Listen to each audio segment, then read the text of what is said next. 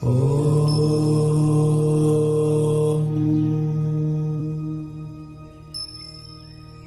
सके तो किसी को बेवजह सताओ नहीं। पता नहीं वो कब तुम्हारे लिए देवदूत बनकर खड़ा हो जाए। स्त्रियों को हमेशा सम्मान दो। गांव के एक खूबसूरत नव युवती अपने 3 साल के बच्चे को चिड़ियाघर घुमा रही थी।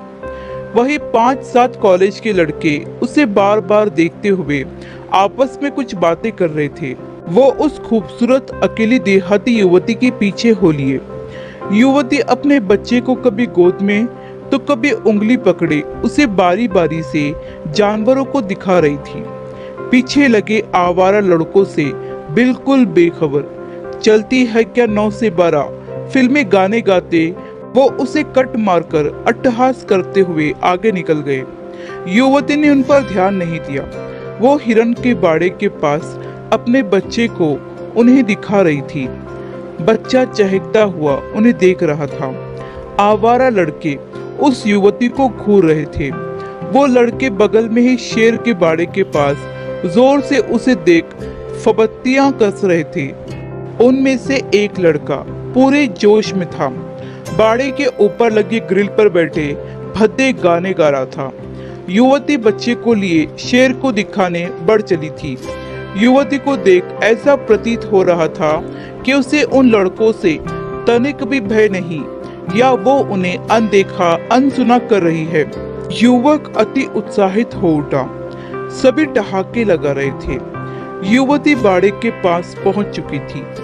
तभी बाड़े के ऊपर चढ़ा लड़का लड़खड़ाते हुए बाड़े के अंदर गिर पड़ा। लोगों के होश फाख्ता हो गए। बाड़े से दूर बैठा शेर उठ चुका था। उसने गुर्राते हुए कदम धीरे धीरे लड़के की तरफ बढ़ा दिया।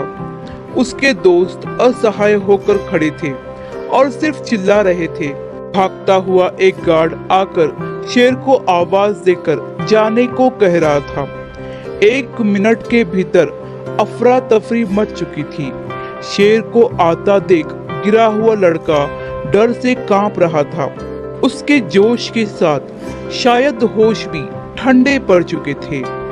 माँ माँ बचाओ बचाओ की आवाजें लगातार तेज हो रही थी और शेर की चाल भी। तभी उस देहाती युवती ने अपने बदन से 5.5 मीटर लंबी साड़ी उतार बाड़े में लटका दिया। बाड़े में गिरे लड़के ने तुरंत उस साड़ी का सिरा मजबूती से पकड़ लिया। फिर लोगों की मदद से उसे बाहर निकाल लिया गया। गार्ड युवक को संभालता हुआ बोल पड़ा, पहले तुम्हारी माँ ने तुम्हें जन्म दिया था, आज इस युवती ने तुम्हें दोबारा जन्म दिया है।